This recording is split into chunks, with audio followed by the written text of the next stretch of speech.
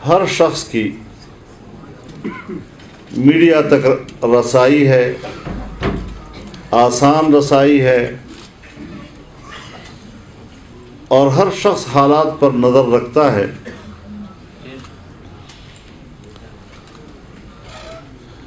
لیکن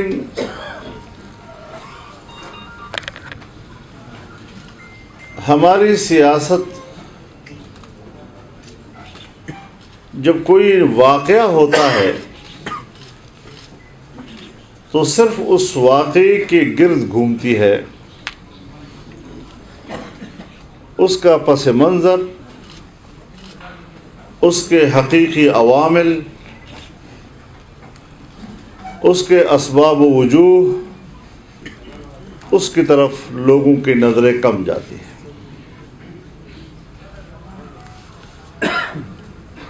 اور ہمارا میڈیا بھی صرف اس ایک ایشو اور اس ایشو کے گرد ہونے والی باتوں کو ہائی لائٹ کرتا ہے۔ مناسب یہ ہے کہ ہم اس پورے صورتحال اور اس کے منظرنامے کو سمجھنے کی کوشش کریں۔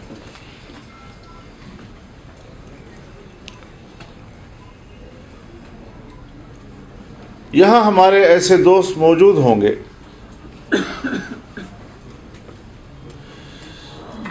جب 2017 میں غالباً جولائی کے مہینے میں نے اسی مرکز میں ایک اجتماع سے خطاب کیا تھا، اور میں نے اس وقت بھی یہ عرض کیا تھا کہ پاکستان میں ایک سیاسی بحران پیدا کیا جا رہا ہے، اور اس سیاسی بحران کا مقصد پاکستان کا عدم استحکام ہے، اور پاکستان کو غیر مستحکم بنانا یہ ایک بین الاقوامی ایجنڈا لگتا ہے،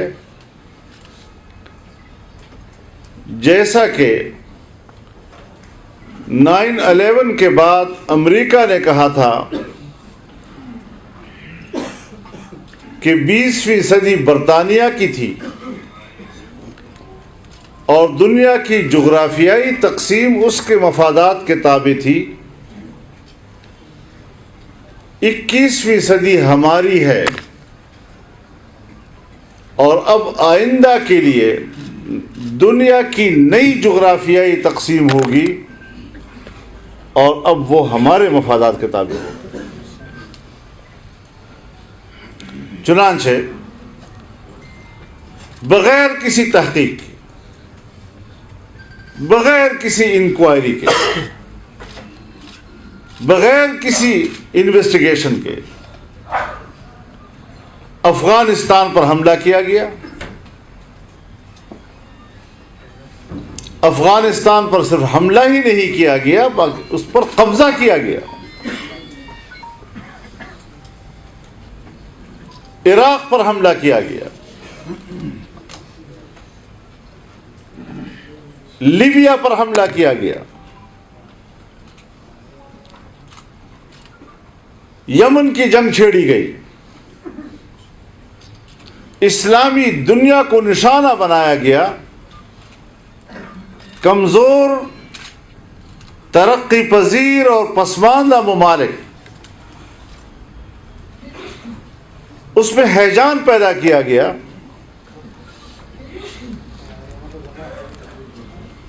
انڈونیشیا میں مشرقی تیمور کو الگ کیا گیا،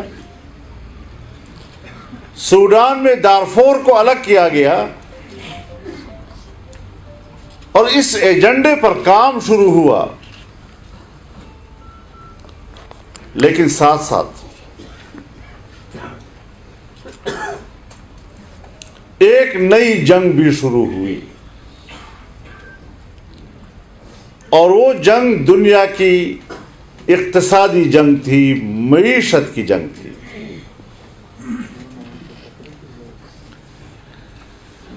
ایک طرف امریکہ اور مغربی دنیا اور اس کی سرمایہ داریت اور دنیا کی معیشت پر مغرب کا تسلط، لیکن اس کو جس طریقے سے چین نے چیلنج کیا اور چین نے دنیا میں ایک بڑی معاشی قوت بننے کا فیصلہ کیا، تو ایک نئی جنگ کا آغاز ہو گیا۔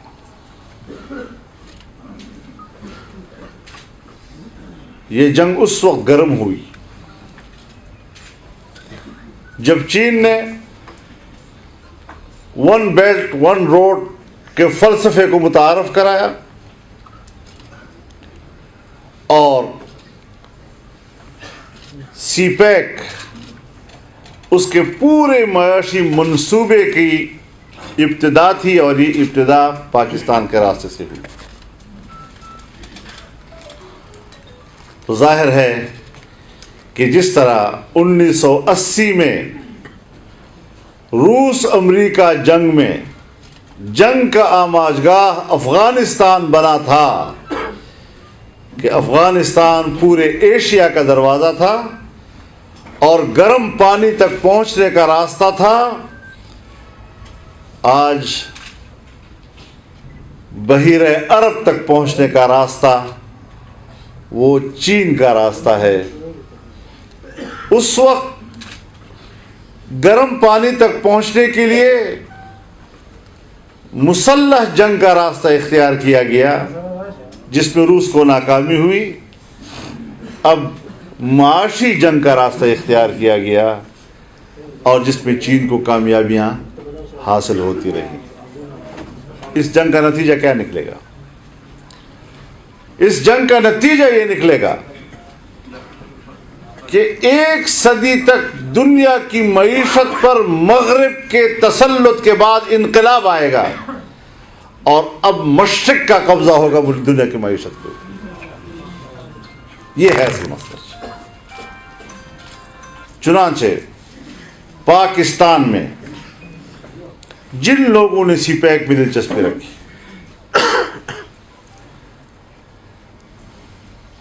جنہوں نے اس پہ کام کیا، چاہے وہ ہم تھے، چاہے وہ پیپلز پارٹی کی حکومت تھی، چاہے وہ مسلم لیگ نون کی حکومت تھی، یہ ساری چیزیں پاناما کی صورت میں آئیں، ہمارے ملک میں ارتعاش پیدا کیا گیا، اور ہمارا ملک اور اس کی اسٹیبلشمنٹ بین الاقوامی دباؤ میں آئی، اور اس نے یہاں پبلک کے سامنے یہ تصویر پیش کی کہ جیسے یہ چور ہیں اور یہ چور ہیں اور یہ چور ہیں اور یہ چور ہیں، اور ان کے خلاف کرپشن کے کیسز ہیں اور یہ اور وہ، یہ ایک تصور پیش کیا گیا جو اصل میں بین الاقوامی ایجنڈے کی یہاں پر تکمیل کے لیے یہ ساری چیزیں کی گئی تھی۔ اب قوم کو کیا سمجھائیں، عام آدمی کو کیا سمجھائیں؟ کچھ نہ کچھ تو ہوتا بھی ہے، انسان کی کمزوریاں تو ہوتی ہیں، لیکن اگر ان کمزوریوں کو آپ کبھی استعمال کرتے ہیں تو مجرم قرار دیتے ہیں، اور کبھی اس پر آنکھیں بند کر دیتے ہیں تو ان کو اقتدار حوالے کرتے ہیں۔ چنانچہ جن لوگوں کو کل اقتدار حوالے کیا گیا، جن کو سرٹیفکیٹ دیا گیا کہ یہ پاک صاف ہیں، جب وقت آیا تو پھر دوبارہ ان پر وہی جرائم فرد جرم عائد کیے گئے اور ان کو عدالتوں کے کٹہرے میں کھڑا کیا گیا۔ تو جنگ اتنی سی ہے۔ یہ بات میں نے اس لیے کہی آپ سے کہ پاناما ہو، کرپشن کے کیسز ہوں، اس کو ہائی لائٹ کرنا ہو، اس کے لیے نیب کو متحرک کرنا ہو، اس کے پیچھے جو ایجنڈا ہے وہ پاکستان کے اندر ایک سیاسی بحران، عدم استحکام اور بین الاقوامی جنگ میں چائنا کا راستہ روکنا، اس کو روکنے کے لیے عمران خان کی حکومت قائم کی گئی۔ اس کو روکنے کے لیے یہاں اپنا ایجنٹ انہوں نے بھیجا۔ باقاعدہ منصوبہ بندی کے ساتھ، جس کو پچھلے 15-20 سالوں سے اس کو تیار کیا جا رہا تھا. ہم نے بلا وجہ اس کے خلاف بات نہیں کی ہے. بین الاقوامی معیشت پر یہودیوں کا قبضہ ہے اور یہ مسلمہ امر ہے، چاہے امریکہ کی معیشت ہو چاہے یورپ کی معیشت ہو. لہذا اس طرح کے ایجنٹ وہی بھیجا کرتے ہیں، ان کی لابی بھیجا کرتی ہے، اور پھر اس ایجنڈے پہ یہاں کام شروع ہوا. کب تک انکار کرتے رہو گے؟ کب تک دوسروں کو چور چور اور گالیاں دے دے کر آپ سیاست کرتے رہیں گے؟ چنانچہ سی پیک کا پورا منصوبہ معطل کر دیا گیا. ابھی اس بات کی تصدیق کے لیے میں ایک بات آپ سے کہنا چاہتا ہوں. جو دعویٰ میں نے کیا ہے، جس وقت پاکستان پر معاشی بحران آیا ان کی نااہلیوں کے نتیجے سے، تو پھر کچھ قوتیں متحرک ہوئی، ہماری اسٹیبلشمنٹ کی طاقتیں متحرک ہوئی کہ اب ملک جا رہا ہے، تو چائنا کو راضی کرنے کی کوشش، دوبارہ کچھ کام کرنے کے لیے آغاز کیا گیا. جو ہی اثر نو آغاز کیا گیا، امریکہ نے پاکستان کو دھمکی دی کہ اگر تم نے سی پیک پر دوبارہ کام شروع کیا تو پھر اس کے نتائج بھی آپ کو بھگتنے ہوں گے.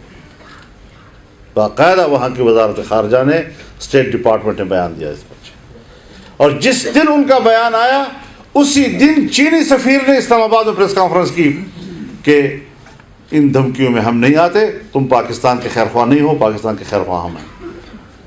دونوں آمنے سامنے آ گئے اور بے نقاب ہو گئی ساری صورتحال کہ اصل جنگ کہاں پر ہے اور پاکستان کو کیوں اس جنگ کا آماج گاہ بنایا جا رہا ہے. اور وہی چیزیں ہیں کہ آج پاکستان اس کو بھگت رہا ہے.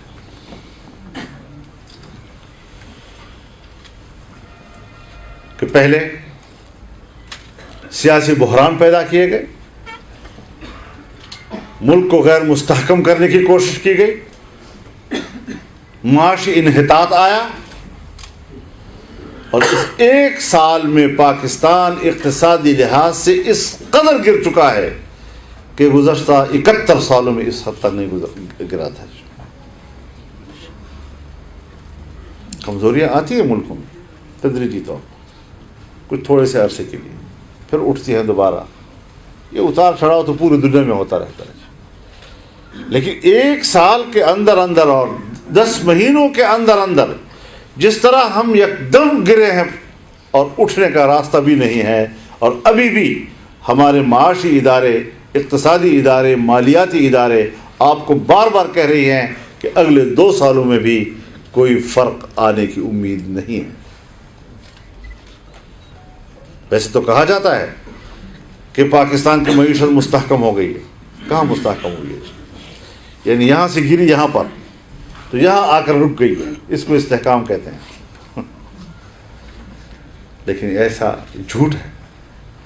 اگر آپ کے صحت کے شعبے سے 50% کٹوتی کی گئی، اگر آپ کی تعلیم کے شعبے میں 50% کٹوتی کی گئی، اگر آپ کے تمام محکموں میں کٹوتیاں کی گئی، اور خود مجھے پی آئی اے کے لوگوں نے رو رو کر کہا ہے کہ ہمیں تو اب صرف بیسک تنخواہ ملتی ہے، ہمارے تمام مراعات منسوخ کر دیے گئے ہیں، تو اس کا معنی یہ ہے کہ انہوں نے کوئی 75% اخراجات آپ کی پی آئی اے میں کم کیے ہیں.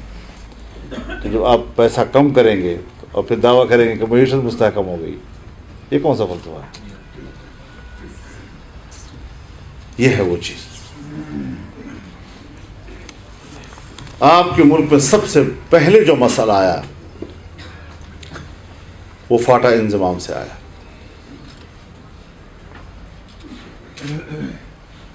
اور اس طرح پیش کیا کہ جیسے فاٹا کو سبز باغ نظر آ رہے ہیں، پھلتا پھولتا مستقبل ان کو نظر آ رہا ہے اور ہم ان کو روک رہے ہیں. تو ہم نے تو ایک ہی بات کہی تھی نا کہ آپ ریفرینڈم کرا دیں. اگر وہ چاہتے ہیں بالکل ٹھیک ہے، بالکل اسی طرح جس طرح ہم کہتے ہیں کشمیر میں ریفرینڈم کرایا جائے. انڈیا سے جانا چاہتے ہیں، پاکستان کے پاس آنا چاہتے ہیں، اتنے ہی کہا تھا نا. اب آپ مجھے بتائیں کشمیر اور فاٹا میں کیا مماثلت ہے؟ فاٹا کو بھی پاکستان میں خصوصی حیثیت حاصل تھی، کشمیر کو بھی ہندوستان میں خصوصی حیثیت حاصل تھی۔ یہاں فاٹا کا اسپیشل سٹیٹس تھا، وہاں پر کشمیر کا اسپیشل سٹیٹس تھا۔ یہاں آئین کے آرٹیکل 247 کے تحت فاٹا کو اسپیشل سٹیٹس حاصل تھا، وہاں پر ہندوستان کے آئین کے آرٹیکل 370 کے تحت کشمیر کو اسپیشل سٹیٹس حاصل تھا۔ یہاں پر پارلیمنٹ کا کوئی اختیار نہیں تھا، فاٹا میں قانون سازی نہیں کر سکتی تھی، وہاں پر پارلیمنٹ کشمیر کے لیے قانون سازی نہیں کر سکتی تھی، وہاں پر یہاں پر اسلام آباد کی حکومت اور وزیر اعظم کا دائرہ اختیار نہیں تھا، وہاں پر ہندوستان کے وزیر اعظم کا اختیار نہیں تھا کشمیر میں، یہاں پر صدر مملکت براہ راست کنٹرول کرتا تھا، وہاں پر صدر جمہوریہ ہندوستان کا براہ راست کنٹرول کرتا تھا۔ دونوں کے برابر برابر کی پوزیشن تھی۔ تو میں نے پارلیمنٹ میں یہی کہا تھا کہ آپ جو کچھ اس وقت فاٹا کے ساتھ کر رہے ہیں ممکن ہے یہی کچھ ہندوستان پر کشمیر کے ساتھ کرے گا۔ اگر ہمارا موقف ہے کہ ہندوستان وہاں ریفرنڈم کرائے، استصواب رائے کرائے، آپ بھی کم از کم ایک ریفرنڈم کرا لیں، تو آپ کو فاٹا چلا گیا، انضمام ہو گیا۔ فاٹا کے ساتھ یہ طے ہوا تھا کہ ہم ہر سال 100 ارب روپیہ آپ کو دیں گے، اور یہ سلسلہ 10 سال تک چلے گا، یعنی 1000 ارب ہم 10 سال میں آپ کو دیں گے، تاکہ آپ ترقی کریں، آپ سیٹل ایریا کے ساتھ برابری میں آ جائیں، آپ مقابلے کے امتحانات میں برابری پہ آ جائیں۔ تب تک وہاں پر جو زمینوں کے الاٹمنٹ کا نظام ہے، پٹوار کا نظام ہے، وہ مستحکم ہو جائے، لینڈ ریفارم ہو جائیں، وہاں پر سڑکیں بن جائیں، اسکول ہاسپٹل بن جائیں، وہاں پر تعلیم کا معیار بہتر ہو جائے۔ اس کے بعد اگر آپ کریں تو شاید کوئی بہانہ ہوگا۔ اس وقت جو آپ کر رہے ہیں یہ پھر آپ کا ایجنڈا نہیں ہے، یہ کوئی بیرونی ایجنڈا ہے۔ اور میں اس لیے اس کو بیرونی ایجنڈا کہتا ہوں کہ امریکہ کو کیا دلچسپی تھی کہ وہ ہم سے ملتے ہیں، ہمارے سیاسی لوگوں سے ملتے ہیں، فاٹا کے بڑے لوگوں سے ملتے ہیں، اور ان سے کہتے ہیں انضمام کی بات کرو، انضمام کی بات کرو، انضمام کی بات کرو۔ کیا دلچسپی ہے ان کو؟ یہاں کے بڑوں نے میرے سامنے اعتراف کیا ہے کہ ان کا بڑا دباؤ ہے ہمارے اوپر۔ تو یہ ساری چیزیں ہم نے کیا کی کہ آج کشمیر ہم نے سودا کر دیا۔ یہ ہے دنیا میں وہ جغرافیائی تبدیلیاں جو آ رہی ہیں، اور اس کی علامات ہمارے اور آپ کے ہاں نظر آ رہے ہیں۔ ایک پیسہ ابھی تک ہم نے فاٹا کے لوگوں کو نہیں دیا، وہاں پولیس نہیں ہے، کسی کو پھول لگا دیا آپ ایس پی ہو گئے، کس بنیاد پر؟ کچھ پتہ نہیں۔ حوالدار کو ایس پی بنا دیتے ہیں اور پھر اسلام آباد میں پکڑا جاتا ہے۔ آپ کہاں کے ایس پی ہیں؟ میں کہ فاٹا کے فلاں ضلع کا ایس پی ہوں۔ آپ دیکھا وہ حوالدار ہے۔ مذاق بنا دیا ہے انہوں نے، قبائلی عوام کے ساتھ مذاق کیا ہے انہوں نے، جیسے وہ انسان نہیں ہے اور آپ ان کو جانوروں کی طرح ڈیل کریں گے۔ ہر چیز سلیقے سے کرو، باہر کے آرڈر پہ کرو گے تو اس طرح ذلیل ہوگی، اس طرح کہ آج فاٹا کے عوام ذلیل ہو گئے۔ آج ہم کشمیریوں کے مظلومیت پر تو رو رہے ہیں، لیکن یہاں جو مہینوں مہینوں آپ کے کرفیو لگے ہوئے تھے اس کی بات کیوں نہیں کرتے؟ وہ دہشت گردی کے خلاف جنگ تھی، ہم نے اس وقت بھی کہا تھا ہمیں تحفظات ہیں، لیکن چلو آپ اتھارٹی ہیں، ہمیں امن لا کر دو۔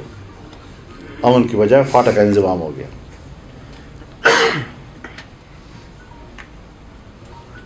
تو یہ چیزیں ہیں جو دنیا میں ہو رہی ہیں. یہی وجہ ہے کہ آج کشمیر جو ہماری خارجہ پالیسی کی اساس ہوا کرتا تھا آج وہ ہم سے چلا گیا ہے. اور پاکستان کا موقف کہ اقوام متحدہ کی اور سلامتی کونسل کی قراردادوں کی بنیاد پر ریفرینڈم کرایا جائے وہاں پر، شاید جس طرح کہ ہمارے آزاد کشمیر کے وزیر اعظم نے کہا کہ میں شاید اب آخری وزیر اعظم ہوں، اس کے بعد اس کو ضم کر لیں گے پاکستان میں. ہماری انتظامیہ کا جو نام تھا جس میں آزاد کشمیر لکھا ہوتا تھا وہاں سے آزاد کاٹ دیا.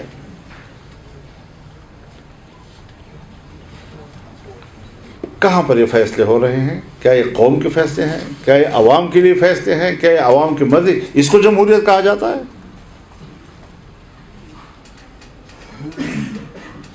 خارجہ پالیسی کہاں چلے گی آپ کی؟ کشمیر کے مسئلے پر خارجہ پالیسی اور اعلیٰ ترین کامیاب خارجہ پالیسی ایک تقریر کا نام ہے. بس ایسی تقریر کہ جب اگلے روز اسی جنرل اسمبلی میں ووٹنگ ہوئی تو جو ہمیشہ ہمیں ووٹ دیا کرتے تھے انہوں نے بھی ہمیں ووٹ نہیں دیا. یہ تقریر کا اثر تھا.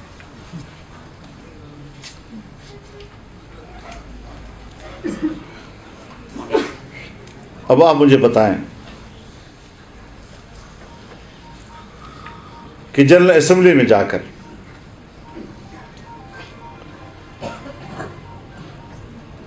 انہوں نے اپنے ہی ملک کے ایٹمی پروگرام کے خلاف FIR درج کرائی ہے، اور اس پر میں پہلے بات کر چکا ہوں.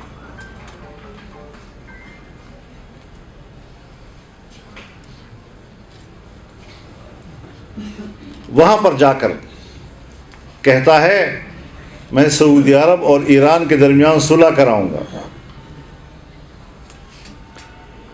پھر صلح کرانے کے لیے تو آپ کو غیر جانبدار ثابت کرنا ہوگا نا اپنے آپ کو،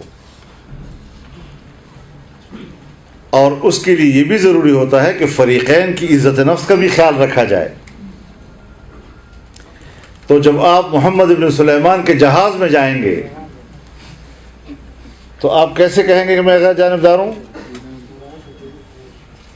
اقوام متحدہ کے اجتماع میں جانے کے لیے سعودی فرمان روا کا جہاز استعمال کرنا، یہ کیا آپ میسج دے رہے ہیں؟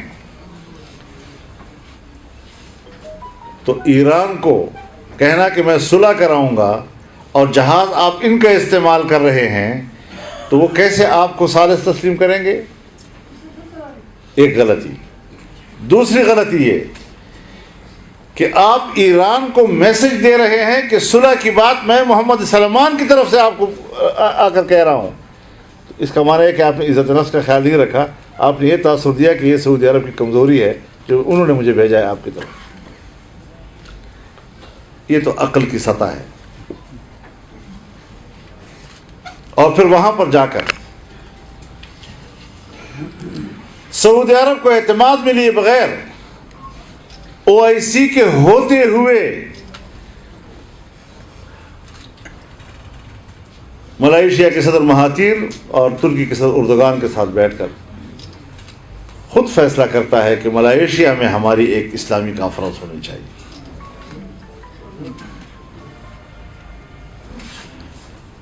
اب ظاہر ہے کہ OIC کے ہوتے ہوئے کہ جس پہ اثر رسوخ سعودی حکومت کا ہے، آپ ایک بالکل متوازی دوسری ایک کانفرنس بلائیں گے تو سعودی عرب تو ناراض ہوگا نا. اب جہاز ان کا استعمال کیا اور اسی کو ناراض بھی کر دیا. نتیجہ کیا نکلا کہ جب اسی جہاز سے آپ واپس آنے کے لیے اڑے تو فضا سے اس نے جہاز واپس کیا اور آپ کو اسے اتارا. اور تمہیں پتہ تھا کہ سعودی عرب اس پر ناراض ہو گیا ہے، لیکن انہوں نے بالکل خیال ہی نہیں کیا. اب سعودی عرب بھی ناراض. جب سعودی عرب ناراض ہو گیا اور اسے دھمکی دی کہ آپ نے نہیں جانا وہاں پر، اور ہمارے آپ کے تعلقات کی نوعیت خراب ہو جائے گی، ترلے تو بڑے کیے انہوں نے لیکن وہ نہیں مانے. اب یہ خارجہ پالیسی کہ کوالالمپور میں کانفرنس رکھی ہوئی ہے اور ہماری کمبختی ہو یا کشمیریوں کی کمبختی کہ اس کا ایجنڈا بھی کشمیر رکھا ہے اور ہمارے کہنے پر رکھا ہے، اور اب ہم اس میں نہیں گئے تو سعودی عرب کو بھی ناراض کیا، اور اس کے مقابلے میں ہم نے ملائیشیا اور ترکی کو بھی ناراض کر دیا، اور اس کو کامیاب خارجہ پالیسی کہتے ہیں. اور اب جب ترکی اور سعودی عرب میں لڑائی ہو گئی تو اپنے دوستوں کو آپس میں لڑا کر، یہ بھی ہماری خارجہ پالیسی کی کامیابی ہے. حماقتوں کا مجموعہ ہے، حماقتوں کا. کس طرح یہ سوچتے ہیں سمجھ میں نہیں آتی یہ بات.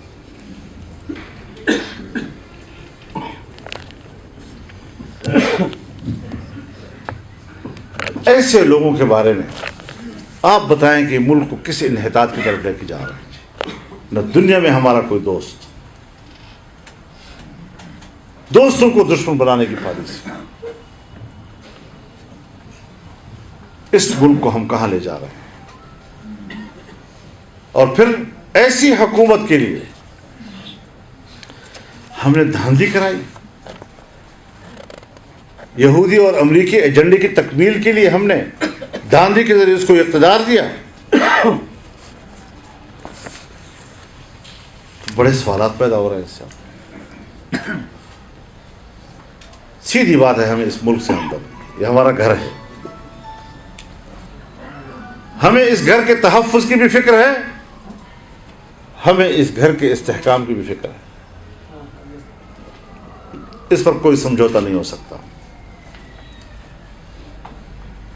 یہاں تو مصیبت یہ ہے کہ صرف ایک ادارہ ہے، ہماری جو بیوروکریسی ہے، چاہے وہ ملٹری کے حوالے سے ہو یا سول کے حوالے سے ہو، بس وہ سمجھتے ہیں کہ ہم ہی محب وطن ہیں. میں ان کی حب الوطنی پہ شک نہیں کر رہا، لیکن ہمیں بھی حب الوطن سمجھیں، صرف سمجھے نہیں، اپنے سے زیادہ سمجھے.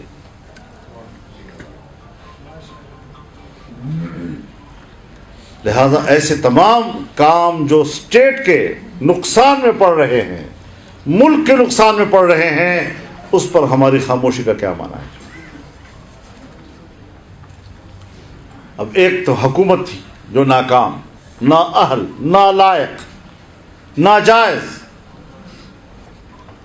جس نے ملک کو اس مقام پر پہنچا دیا، اور پھر اسی کی حماقتوں کی وجہ سے آرمی چیف کے ایکسٹینشن کا مسئلہ مذاق بن گیا. ہمارا آرمی چیف مذاق بن گیا، پوری دنیا میں مذاق بن گیا. اگر ہمارے مستحکم اداروں کا بھی یہ حال ہو جائے، آپ بتائیں کہ جب قوم کا آخری سہارا وہ کمزور ہو جائے گا تو قوم کدھر جائے گی؟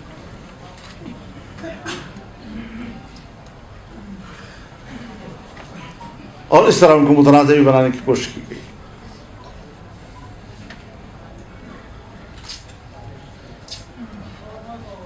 پھر ابھی عدلیہ کے حوالے سے جب مشرف کے حوالے سے فیصلہ آ گیا، ایک نیا ہنگامہ کھڑا ہو گیا. اب عدالت کا فیصلہ ہے، کسی سیاسی جماعت کا فیصلہ تو نہیں ہے، کسی پنچایت کا فیصلہ تو نہیں ہے.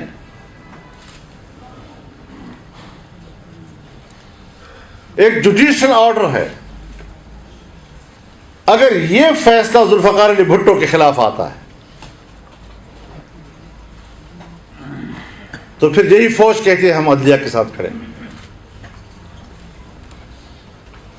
اگر یہی فیصلہ یوسف رضا گیلانی کے خلاف آتا ہے تو ہماری فوج کہتی ہے کہ ہم تو اس کے ساتھ کھڑے ہیں، عدلیہ کے ساتھ. یہی فیصلہ جب میاں نواز شریف کے خلاف آتا ہے تو کہتے ہیں ہم تو عدلیہ کے ساتھ کھڑے ہیں.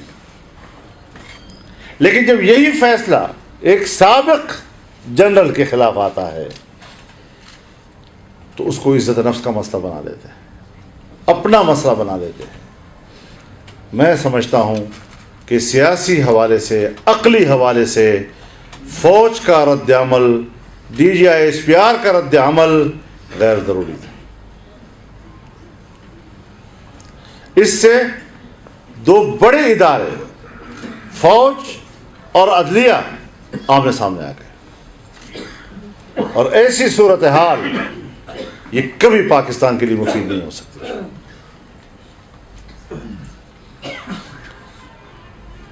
آپ تو خود کہتے تھے کہ مشرف ریٹائر ہو گیا, جو بھی فوجی ریٹائر ہو جاتا ہے وہ سول بن جاتا ہے.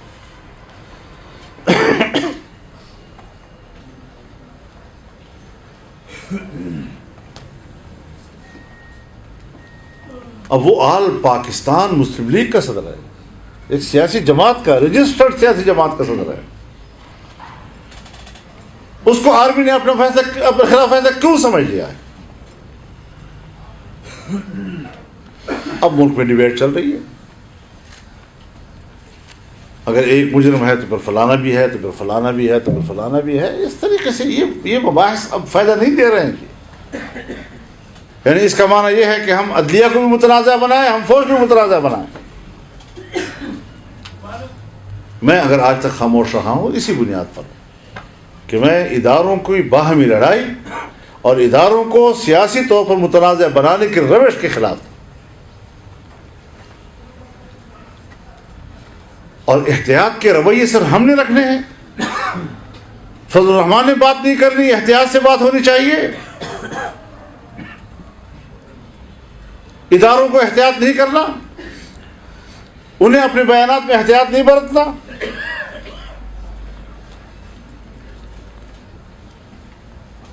حالات بہت ہی سنگین جا رہے ہیں, ایک ایک کو پھونک پھونک کر آگے جانا ہوگا. ہم گھیراؤ میں ہیں.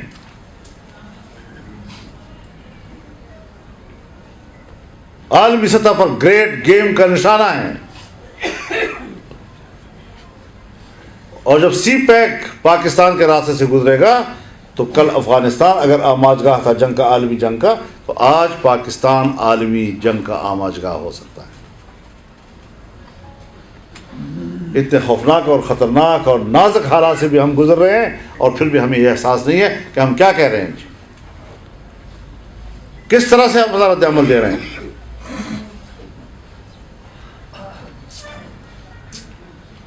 اگر آخر میں جا کر آپ کہتے ہیں کہ ہم قانونی جنگ لڑیں گے, تو پہلے بھی تو اب یہ کہہ سکتے تھے, تلخیاں پیدا کر کے. آپ کیا دے رہے ہیں لوگوں کو؟ سیاستدانوں نے تو پھانسیاں بھی قبول کی ہیں, نااہلیاں بھی قبول کی ہیں. عدالت کا فیصلہ ہے. ہمارے خلاف نیب کے کیس چلتے ہیں تو نیب سچ کہتا ہے, ہمارے خلاف عدالتوں میں فیصلے ہوتے ہیں تو عدالت جو ہے انصاف کرتا ہے. پھر ملک میں ہر ایک کو قانون کے نیچے ہونا چاہیے نا.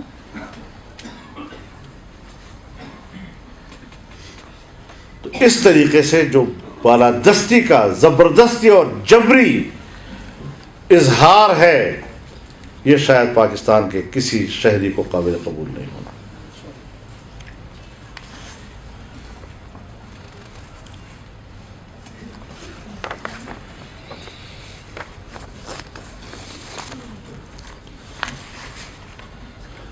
دنیا میں کیا کیا ظلم ہوتے ہیں.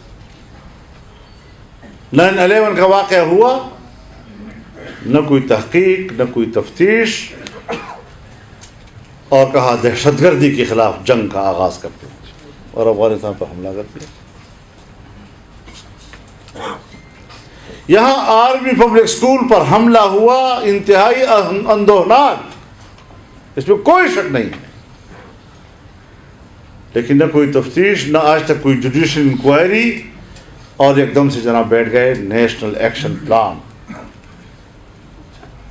اور نیشنل ایکشن پلان میں بھی امتیازی قانون بنا کر مذہبی لوگوں کے خلاف اس کا نام استعمال کیا گیا, مدارس کا اور مذہبی تنظیموں کا.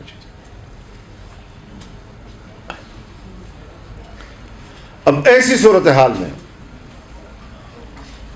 جب آپ بغیر کسی تحقیق کے، میں آج بھی کہتا ہوں کہ آرمی پبلک اسکول کے واقعے پر آج بھی جوڈیشنل انکوائری قائم کی جائے تاکہ پتہ چل جائے کہ اس کا اصل ذمہ دار کون ہے۔ میں آج بھی کہتا ہوں کہ فاٹا انضمام کے حوالے سے کل نہیں تو آج 1.5 سال کے بعد آپ ریفرنڈم کرا دیں، کم از کم اب تو وہاں کے لوگ 1.5 سال کے بعد خوش ہوں گے نا، اور فوراً طور پر اس کے حق میں ووٹ دیں گے، مزہ آ جائے گا۔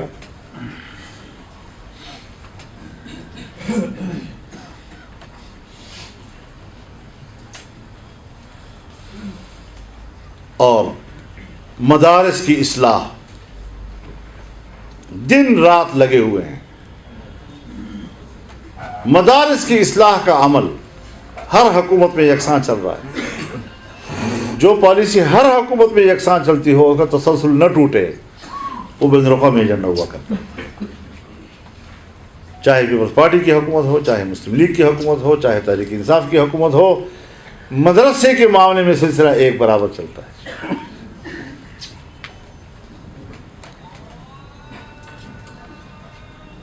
تو ایسی صورتحال میں مذاکرات بھی ہوتے رہے ہیں دینی مدارس کے، تنظیمات کے، ہر حکومت میں ہوتے رہے ہیں، لیکن آج جو انہوں نے باقاعدہ دینی مدارس کے حوالے سے ایک بڑے سیکرٹیریٹ کے افتتاح کر دیا ہے، اور حکومتی بیانات کی روشنی میں، کیونکہ میرے نوٹس میں جو تنظیمات مدارس کا اب تک کا بیانیہ ہے وہ یہ نہیں ہے جو اس وقت وزارت تعلیم کہہ رہی ہے۔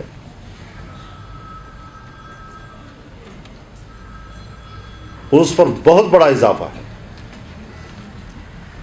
مدارس کو آپ کیسے کنٹرول کریں گے؟ ان کے نصاب کو کنٹرول کریں گے، ان کے نظام کو کنٹرول کریں گے، اور اس کا نام آپ اصلاح رکھتے ہیں۔ چنانچہ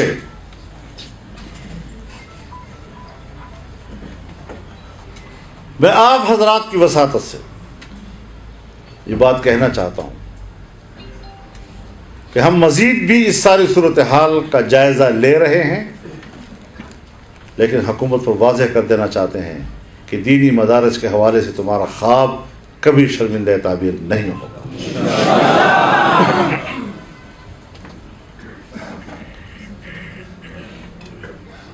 اور میں جمعیت علماء اسلام سے کہنا چاہتا ہوں بالخصوص کہ آپ ضلعی سطح پر دینی مدارس کے اجلاس بلائیں اور حکومتی عزائم کو مسترد کریں۔ یہ نہیں چلے گا۔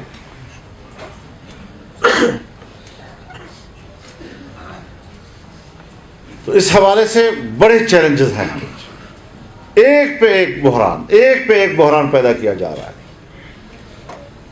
عصری اور دینی تعلیم کے نام پر لوگوں کو لڑایا جا رہا ہے،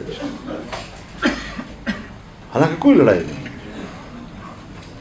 دینی مدارس بڑے مطمئن جا رہے ہیں، بڑے عظیم لوگ پیدا کر رہے ہیں اپنے میدان میں۔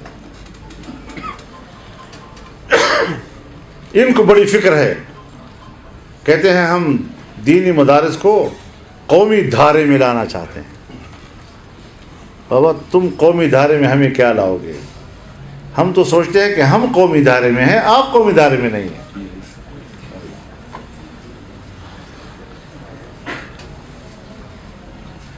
قوم کے اجزاء کیا ہیں، جزیات کیا ہیں؟ عام شہری، آپ کے محلے کا، آپ کے کوچے کا، آپ کی مسجد میں آنے والا، آپ کے حجرے میں آنے والا عام شہری، آپ بتائیں کہ ہمارے جو جرگے ہوتے ہیں، پنچایتیں ہوتی ہیں، وہ مولوی کے بغیر مکمل نہیں ہوتی، نہ اس کی تلاوت کے بغیر شروع ہو سکتی ہے، نہ اس کی دعا کے بغیر ختم ہوتی ہے۔ عام آدمی کے ساتھ رہن سہن ہے ان کا۔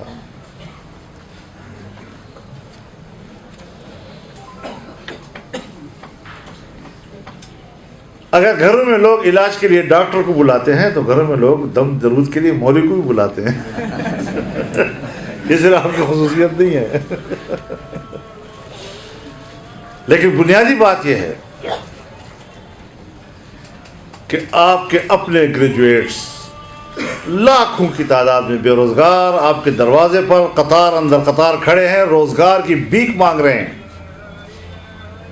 اور تم فکر مند ہو میرے دینی مدارس کے فضلاء کے روزگار کے لیے. کبھی ایک مولوی کو دیکھا ہے جو آپ کے دروازے پہ کھڑا ہو کہ مجھے روزگار دے دو؟ تو یہ چیزیں حضرت اس طریقے سے مفروضے قائم کر کے معصوم الفاظ کے ساتھ, ہمیشہ معصوم الفاظ کے ساتھ انتہائی گندے مقاصد کا آغاز کیا جاتا ہے. اپنے ناپاک عزائم کا آغاز بھی بڑے معصوم جملوں کے ساتھ کرتے ہیں. امریکہ نے پوری دنیا کا خون بہایا, ان کی آزادی پہ قبضہ کیا اور کہا کہ ہم تو دہشت گردی کے خلاف امن کے قیام کے لیے جا رہے ہیں. افغانستان میں آج امن ہے, عراق میں امن ہے, لیبیا میں امن ہے, یمن میں امن ہے, شام میں امن ہے. پوری دنیا میں انسانیت کا خون بہانا اور اس کا نام رکھتے ہیں کہ ہم امن کے لیے جا رہے ہیں. کتنے معصوم الفاظ ہیں. دینی مدارس اور دینی علوم کے خاتمے کا ایجنڈا جو مغرب کا ہے, اس کا نام مدارس کا اصلاح, ان کو مین سٹریم میں لانا, ان کو ملازمتوں کے مواقع مہیا کرنے خوبصورت الفاظ کے ساتھ. تو ہمارے ہاں پشتوں میں کہتے ہیں گڑوں کے زہر, یہ گڑ میں زہر ملا کے کھلاتے ہیں, میٹھا کر کے کھلاتے ہیں. یہ چیزیں ہیں کہ جو ان حالات میں ہم نے دیکھنی ہے. ہمارا ملک ہمارا ہونا چاہیے, اس میں غیر ملک کے ایجنٹ نہیں ہونے چاہیے. اب آپ مجھے بتائیں, یہ پاکستان ہے, ایک برطانوی شہری ہمارا گورنر بنتا ہے اور اس کا بیٹا وہاں پارلیمنٹ کا ممبر برطانیہ میں, باپ یہاں ہمارا گورنر. یہاں پر جاری وزیر اعظم کا معاون خصوصی سپریم کورٹ کا جج کہتا ہے کہ یہ کابینہ میں نہیں بیٹھ سکتا, لیکن ٹرمپ کی میٹنگ میں بھی بیٹھا ہوگا اور بین الاقوامی طور پر جہاں پر بھی عمران خان جائے گا وہ بھی اس کے ساتھ جائے گا, اور ہے برطانوی شہری اور پاکستان میں حکومت کر رہا ہے. جو لوگ, ہم اسی لیے تو کہتے ہیں کہ دوہری شہریت کے حاملوں کے حوالے سے پاکستان میں اس کو ووٹ دینے کا حق, اس پر غور و فکر کرنا چاہیے. عرب دنیا میں, یورپ کی دنیا میں پاکستانی جو رہ رہے ہیں ان کے بود و باش وہاں کے قوانین کے تابع ہے, اور ان قوانین میں فرق ہے. کسی پر کس طرح اثرات مرتب ہوں گے, کسی پر کس طرح اثرات مرتب ہوں گے. اور پھر جن لوگوں کے مفادات وہاں سے وابستہ ہیں اور پاکستان کا مفاد ان کے مد نظر ثانوی ہے, ایک ہمدردی کی حد تک, وہاں پر پھر پاکستان کے مستقبل پر اس سے کیا اثرات مرتب ہوں گے, ان تمام چیزوں پر ہمیں غور کرنا چاہیے. لیکن ہمارے ملک پہ یہ سب کچھ ہو رہا اور ہم کر رہے ہیں. میں کہتا ہوں نیشنل ایکشن پلان مت بناؤ, اس سے تمہیں کوئی فائدہ نہیں ہے. اس سے تم صرف طاقت کے استعمال کا جواز پیدا کر رہے ہو. ہمارے صوبے میں ایک قانون پاس ہوا تھا اور اس قانون کا نام تھا غالباً سول اداروں کے سپورٹ کا قانون, تاکہ فوج جو ہے وہ فاٹا میں ہر جگہ جا سکے اور پاٹا میں ہر جگہ جا سکے. تو اب انضمام کے بعد اس کو لاگو کر دیا پورے صوبے کے اوپر. اب مجھے یہ بتایا جائے کہ یہ ہمارے صوبے کا انضمام فاٹا میں ہوا ہے یا فاٹا کا انضمام صوبے میں ہو گیا؟